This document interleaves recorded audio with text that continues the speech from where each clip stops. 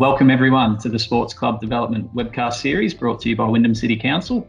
And my name is Tom. I'm the team leader of sport development and community participation at Wyndham City Council. And I'm joined by Cam Atkins, the manager of sport and recreation. We also have two special guests, Jessie and Barry, who I will introduce shortly. Now, this series sits down with Wyndham Club representatives and subject matter experts to discuss topics which aim to support and upskill our local sporting clubs and associations throughout Wyndham. Before we begin today, I'd like to firstly acknowledge the traditional custodians of the land on which we're virtually meeting and pay my respect to their elders past and present. I extend that respect to Aboriginal and Torres Strait Islanders peoples who might be listening today. So today's webcast episode is focused on coach development within sporting clubs and associations. And it is at this point now I'd like to introduce and welcome our guests. So first up, we have Jessie Chester. So Jessie is the Western Region Football League Football and Netball Operations Officer. From a coaching point of view, she's the former coaching coordinator, former coach and senior women's co-captain at the Point Cook Centrals Football Club, and is a former development coach at the Western Jets Youth Girls, which is the under 16 to under 18 age group. Currently is in the coaching space. Jessie is the backline coach at the Coburg Lions for their inaugural senior women's team in the AFL Southeast Women's Competition. She's also the current Western Region Football League AFL Vic Metro Development Championship under 15 girls coach. It's a bit of a mouthful there, sorry. So she's been doing that for the past 4 years as well. So it's a really great breadth of experience in the coaching space. Next we have, so welcome Jessie, and lovely to see you again. Next we have Barry Harrison. So Barry is the General Manager of Aquatic Facilities for Win Active. So that role oversees both Aquapulse and the Werribee Outdoor Pool. Barry has a long history himself in coaching underage sporting teams, including netball, basketball, cricket and footy teams. He's coached teams from under 12s to under 21. Currently, he's the head coach of the boys under 18s for the Altona Gators representative basketball team who play in the BJBL. Barry is a firm believer in the ability of junior coaches to help develop young people into more mature adults through sport. So welcome, Barry. Thank you. It's great to be here today. Thank you. Look, Barry, Jessie, absolutely fantastic to have you on board. A huge wealth of knowledge, and really looking forward to chatting to you today and learning a little bit more about your experience and hopefully being able to pass on some great insights to the club people and associations who are listening today. So I guess the first thing to touch on is for both of you, and maybe start with you, Jessie, is why do you coach? I guess I've always loved team sports, and I think I've always really looked up to whoever the coach was in any team sport I've played. And I think as a junior, I probably underestimated how much work they put in.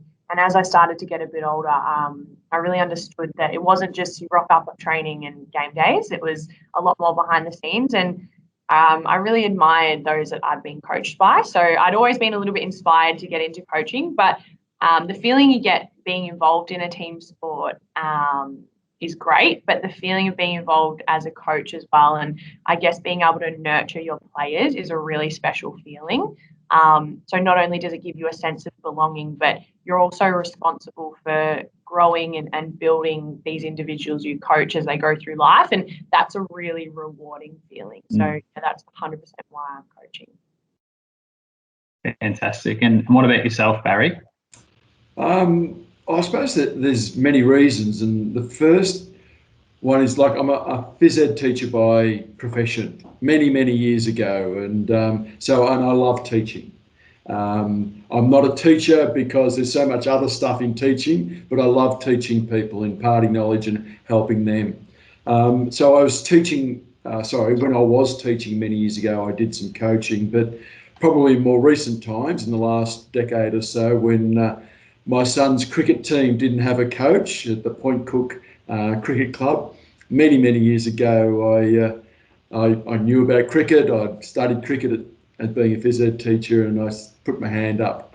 And that started about 6 years coaching at cricket, which then flowed onto football, which flowed onto basketball. So, right now, why do I coach? Because I really enjoy developing young men. and it is boys, under 18 boys. It's a great age. They're coming from being children to being adults, and I really see that I can help them in that journey to becoming really good adults. And I must say, I also coach because I can't play now. I'm a little bit older. I just love competition. I love being involved, and the build up, the game, the adrenaline, and I still love that. And that's one way I can be involved. Yeah, fantastic. That competitive edge doesn't die, but it certainly it finds its way in varying ways these days, because I'm very much the same as you. My playing days are a distant memory.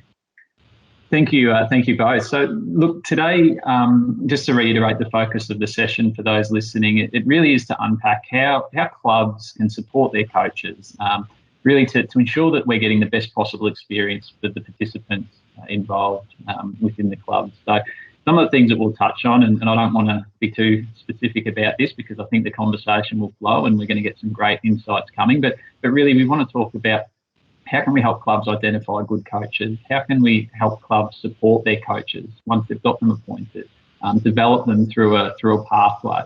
But ultimately, I guess what we're looking to support our clubs with is how can they, through their coaching programs, develop a culture of learning and participation and enjoyment throughout their club.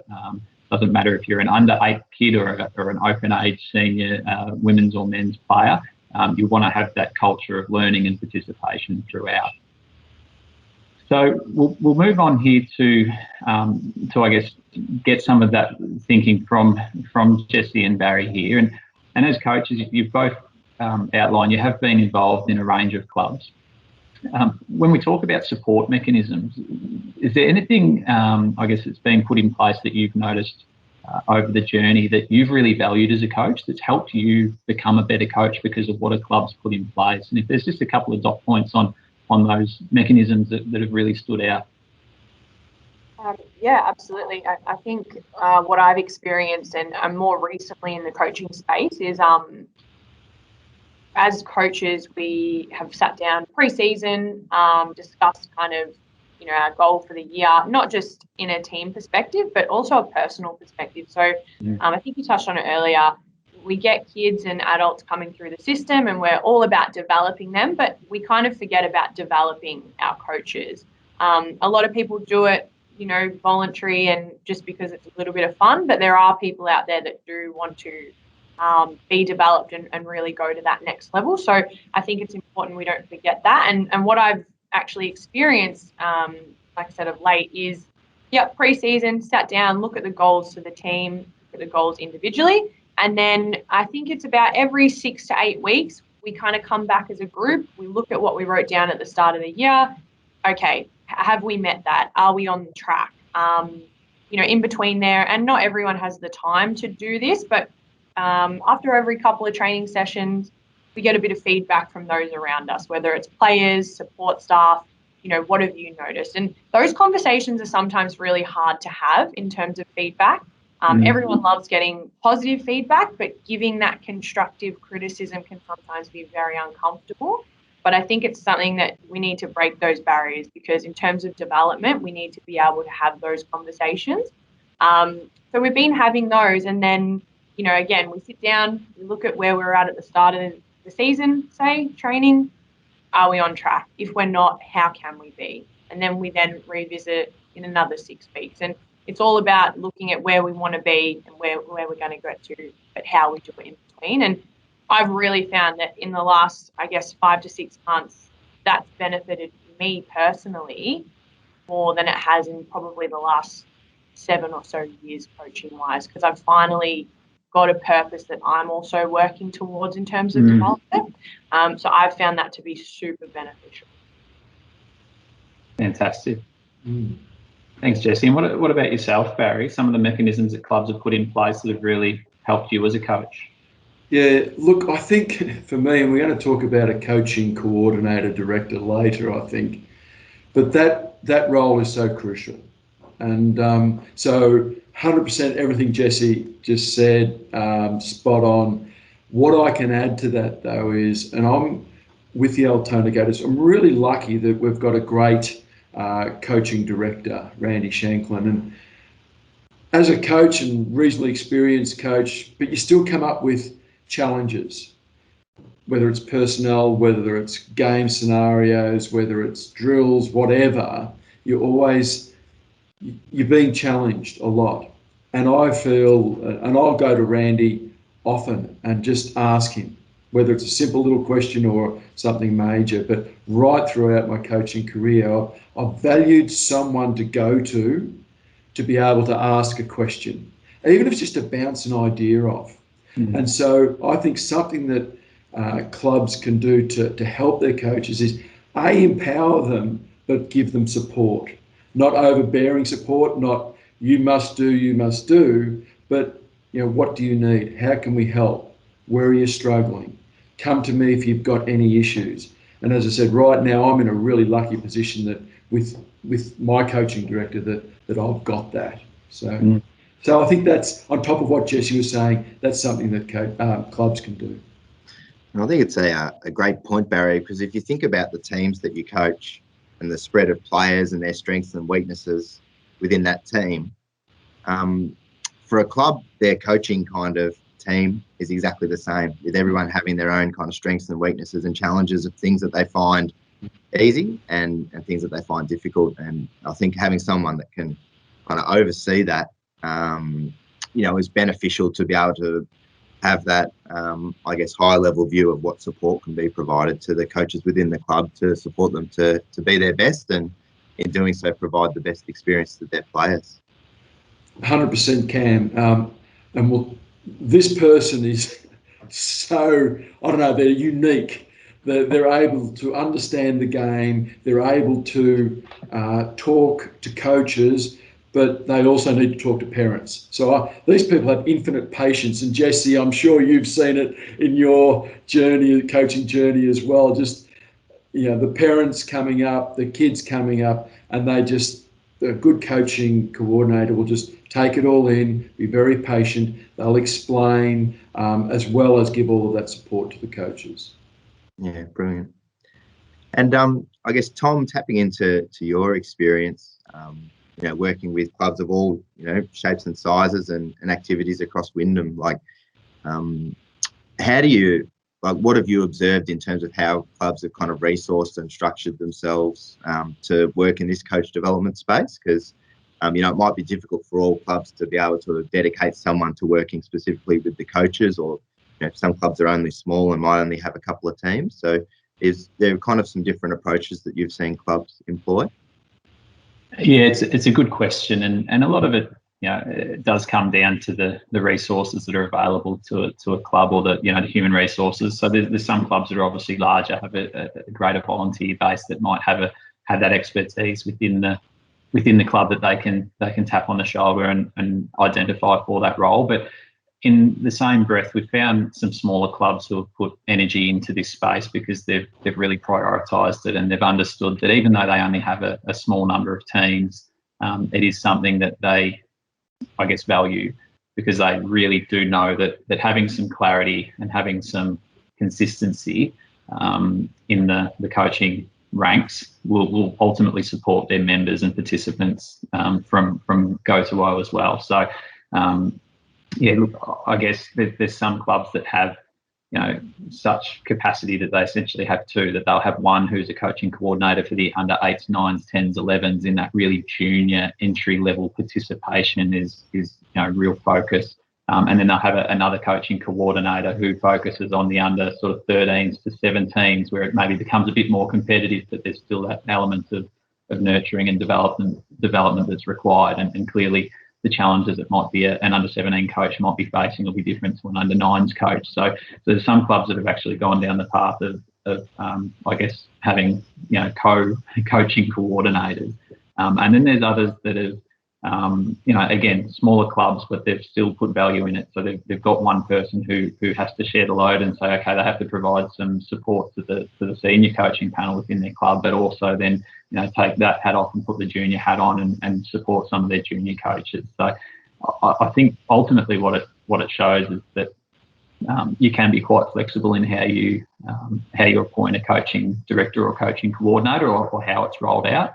But I think having someone there that can be called upon or can provide that sounding board, regardless of how invested they're able to be or their experience, is still a really, really important role. Brilliant. Thanks, Tom. And one of the things I picked up when Jessie was talking about her experience at Coburg around setting those kind of team goals for the year was just how that, I guess, brought everyone in line with kind of their expectations and understanding of the purpose. And to expand that kind of concept out to kind of club goals almost from a coaching perspective, one of the things that we've seen clubs do in the past is develop it kind of a set of, coaching goals for the year for all their coaches, or some will call it a coaching framework, or, something in that kind of ilk. And I think this is a beneficial tool to, I guess, get all the coaches pushing in the same direction. And, there might be some nuance between kind of those different cohorts that Tom spoke about before, depending on, the age and the level of competition that the participants playing. But keen to, maybe starting off with Barry in the first instance, keen to understand that if you're a coaching coordinator or director and you're starting to put together a list of kind of coaching goals or a framework for the year, what are some of the things that you might look to include in that so that you can provide that guidance to coaches and consistency across your coaching team in the club? Great question, Cam. I suppose I would say, for a start, have underlying philosophy or values to that framework, and that will set the tone for everything else. What does your club stand for? What is it there to do? Is it there to develop young people? Is the club there about high performance? And that's okay. That's great. We need those clubs, and the Jets is certainly a club like that. So have that underlying philosophy and values there. And then, as for our club, what does that look like? What does that mean? So it might be, you have to train a certain number of weeks. You have to have, fill out certain training plans, or it might be, I'm not sure, you don't have to do training, but whatever the club wants or decides and what are they there to do, it's a matter of then setting it out. But for me, it's having that philosophy, that underlying philosophy that overrides everything for what the club's about.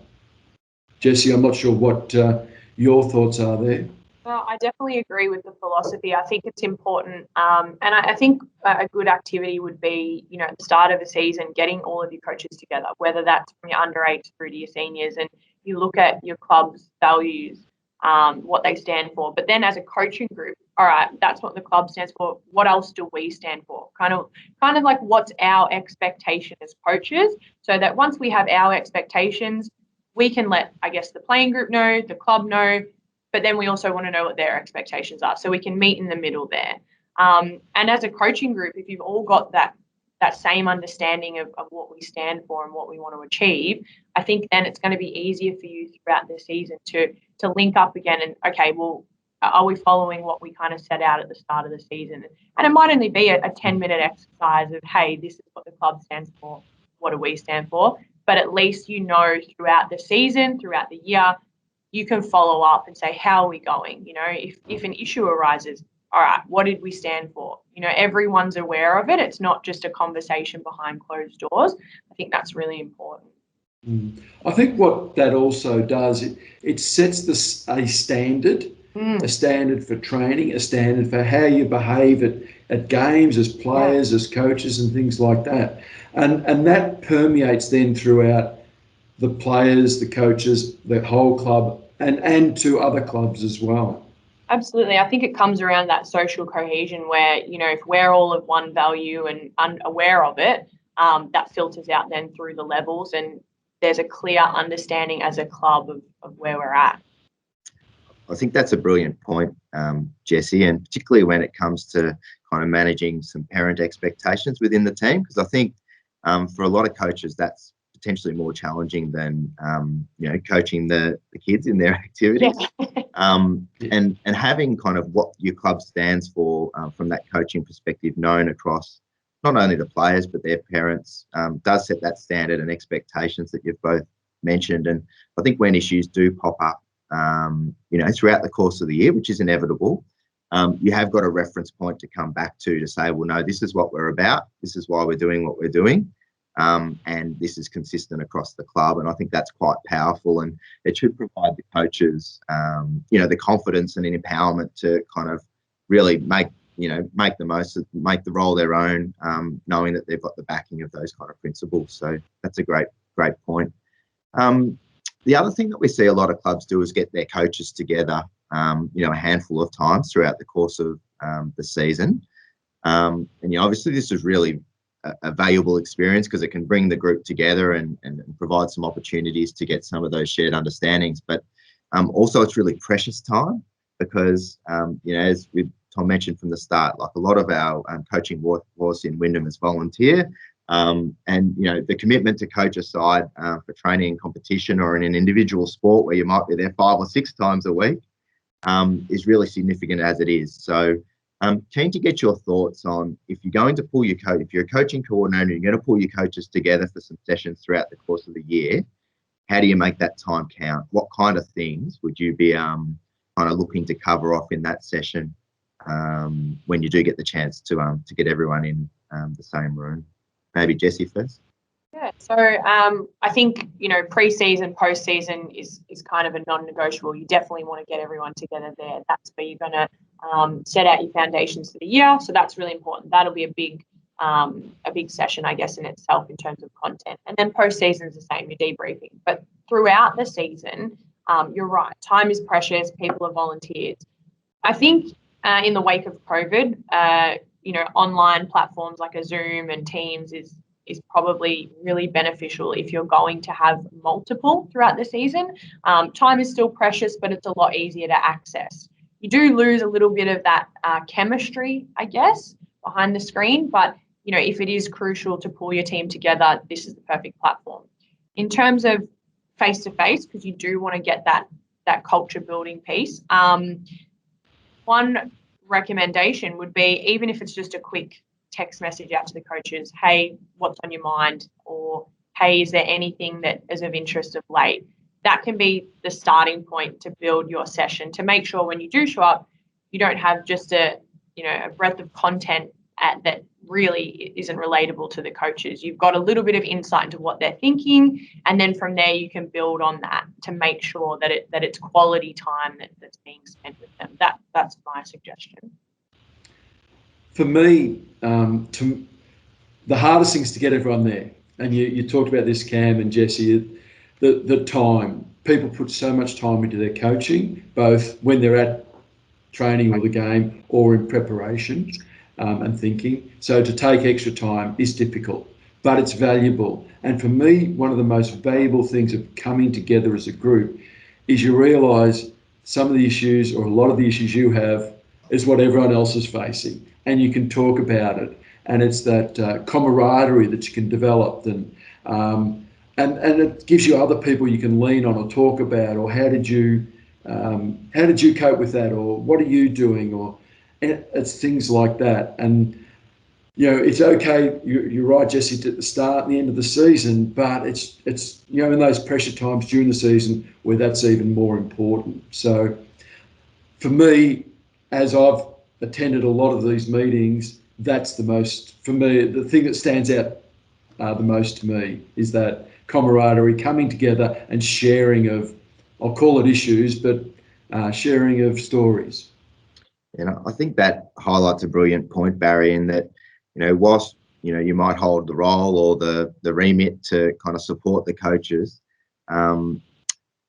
being able to bring the group can kind of share some of that load in terms of kind of hearing about the challenges and sharing those with others that are in a similar boat. And I think that's one thing, the last point that I had that I wanted to kind of raise around, well, you have got strengths and weaknesses within your coaching team or workforce within the club, and really look to leverage that so that you can link coaches that might be having a challenge in one area with a coach that's really strong in it, because quite often you're going to find that vice versa.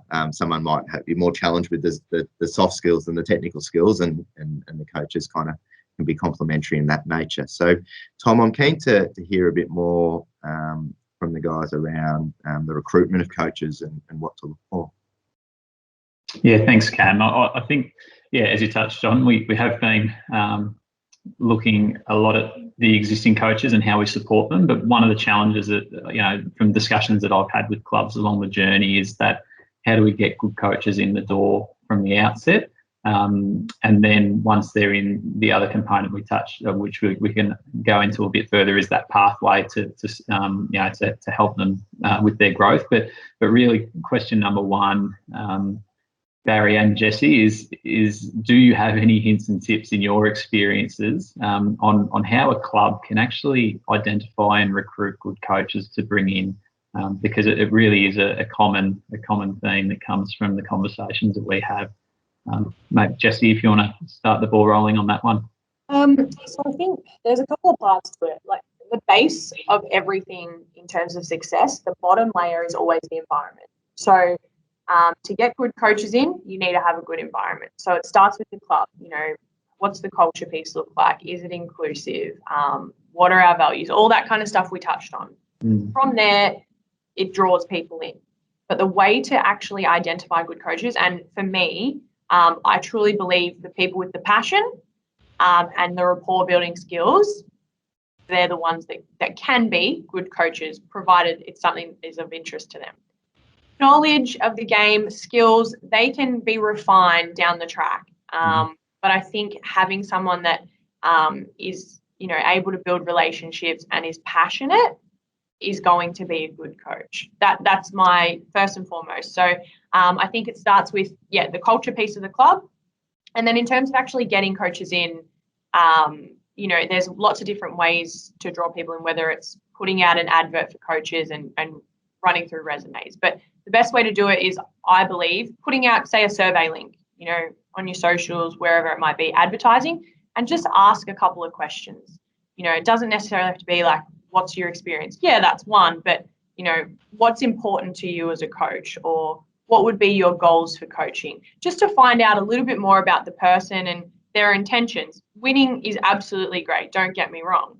But if you don't have that relationship building and positive culture and inclusive nature, it's only going to be good for so long. So I think the most important thing is that passion and relationship building for a good coach. 100%, Jesse. You're spot on. And we talked about this previously, is having that good club culture is so important. I think, Tom, for me, on top of what Jesse said, is that most clubs have a great cohort to draw on, and that is parents. And I'm talking juniors here. And a lot of people sit back, and I was going to be one of those. I didn't want to coach my son's cricket team. I wanted to leave that up to the experts. Coming back to Jesse's point of view, did I know about cricket? Yes, I did. I didn't play I didn't play club cricket at all as a junior, but you can learn. So go to the coaches, go to the parents, and find out, talk to the parents, and you might identify some people yourself, or just say, hey, have you thought of coaching, etc. But you've got to know the parents there as well, of course, to be able to do that. But the most valuable thing is that type of person, because tell you what, YouTube's a ripper for learning how to coach, getting drills, understanding how to teach skills. Just, you can go to YouTube and learn that. That's about the mechanics of the game. As long as you have a reasonable understanding of what's to be achieved, you can learn that elsewhere. So coming back to that, developing rapport, ability to relate to the players and the parents, etc., is so important. So I think don't underestimate the parents that you've already got around you. It's just how to tap into them that's the challenge. I think, Barry, to build on that, I think one of the challenges for clubs and coaches is to kind of find ways to encourage some more parents over the fence to be part of training, because there's no doubt that coaching a team for a whole season is a huge commitment. particularly when, we might be training two nights a week and playing on the weekend, that people just can't fulfill because of other family commitments or work or whatever it might be. And I think it's about trying to give people a small taste. It might be just by coming out and supervising a kind of small-sided game in training with 6 kids. That might be all it is.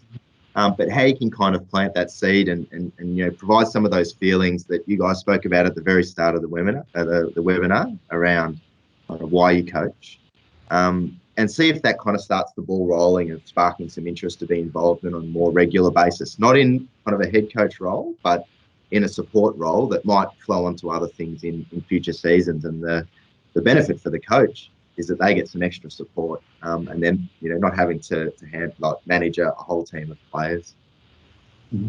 Well, and it's hard. It's going to take time, but it's just breaking down that stigma that to be a coach you have to be an expert. That's absolutely not the case. I agree. Actually, you just reminded me, Cam, that my foray into football coaching was I was an assistant coach, and then I was asked to be a coach. So you're spot on.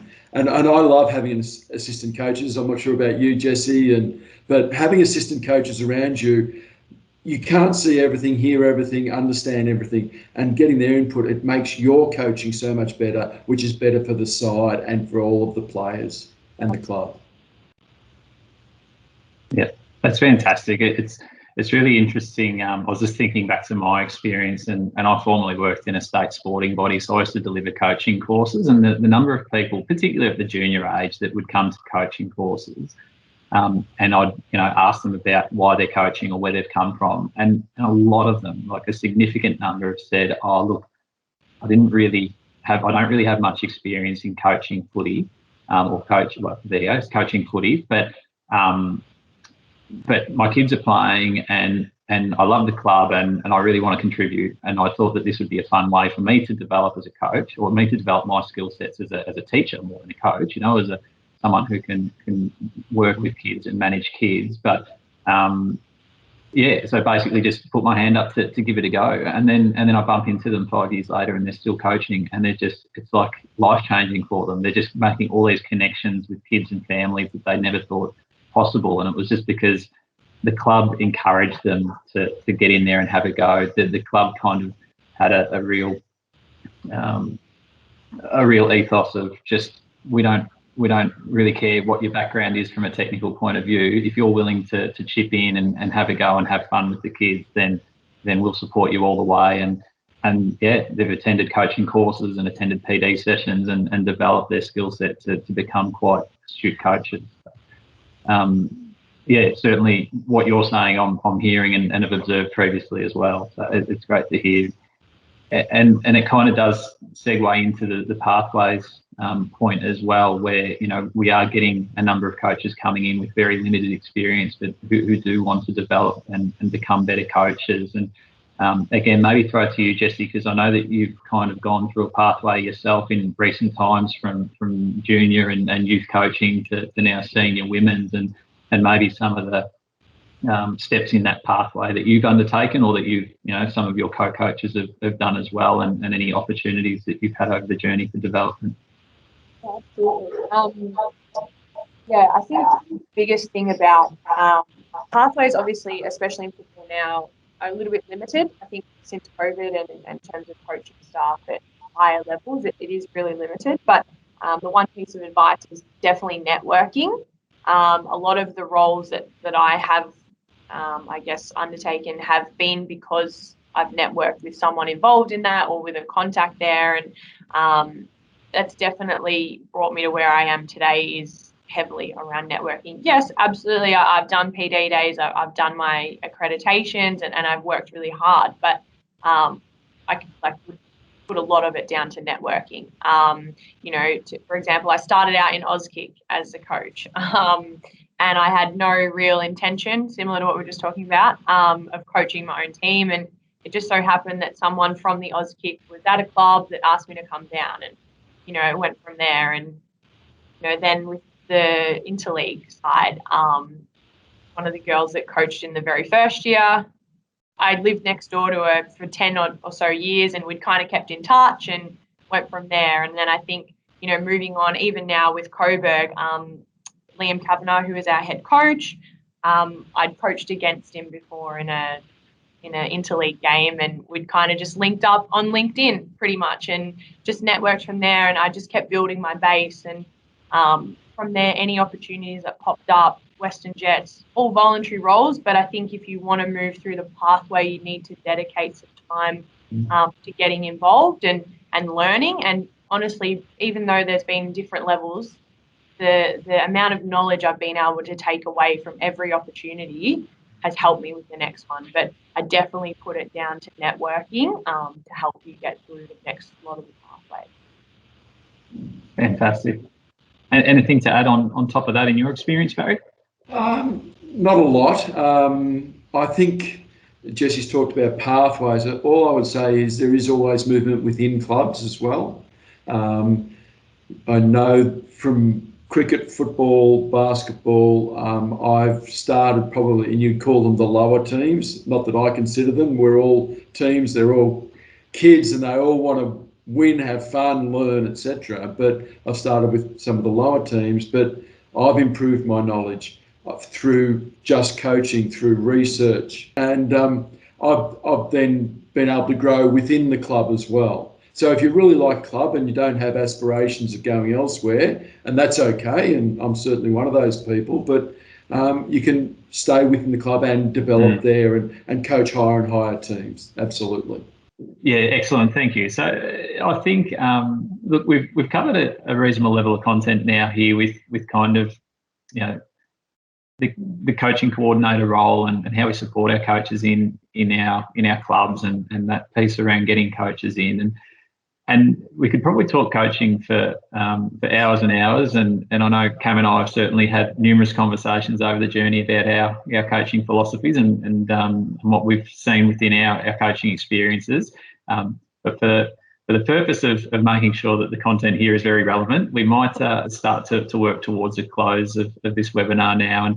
And look, the final question, and this is where we just look to understand if you've just got one piece of advice. So if we've got a club who's looking to get started in this space, we might not have given the attention to coaching that they maybe would like to have, and they've identified it now as a priority moving forward. Is there one real piece of advice that you can give to club people around how they can support their coaches? Definitely engage with the coaches. And just be there for them. Just let them know.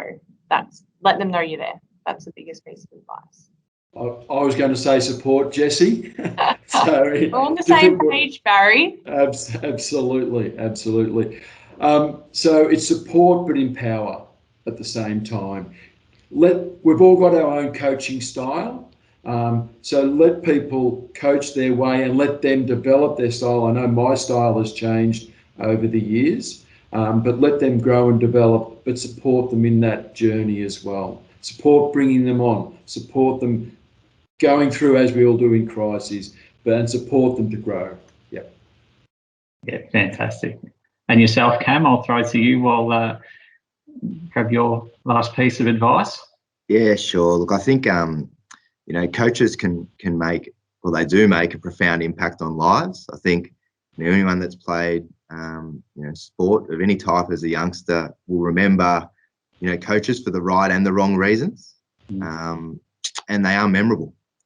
So I just want to, pat on the back to all the clubs that kind of really prioritise this space and provide that support and empowerment to the coaches that that Jesse and Barry have spoken about, because it will make a genuine impact on your participant experience.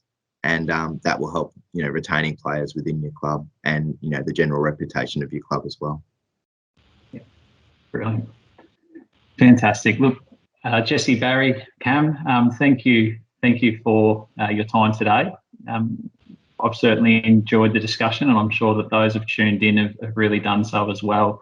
One thing we probably didn't really drill down into is resources, but what we'll do with this webcast is that we'll have some resources that we'll pull together that can sit alongside this. So But for those who are looking to jump on and start right away, look at your peak sporting body or look at the Sport Australia website. And as Barry did touch on, YouTube, there's a wealth of knowledge there. So on top of the information that we've provided today, there's huge amounts of resources out there, and encourage clubs to spend a bit of time having a think about what you want to do with your coaching program within your club, and how you can support your coaches. And I guess I'll put council's offer out there that we're willing to have conversations with any clubs looking to get involved in this space in a bit more detail, and we'd love to help you, because we really do think that there's significant value in spending time and energy on this supporting of coaches. So once again, Jesse, Barry, Cam, thank you for your time. Thanks for all for tuning in, and we look forward to the next club development webcast coming soon. Thanks, Tom. Thanks, Cam. Thanks, Tom.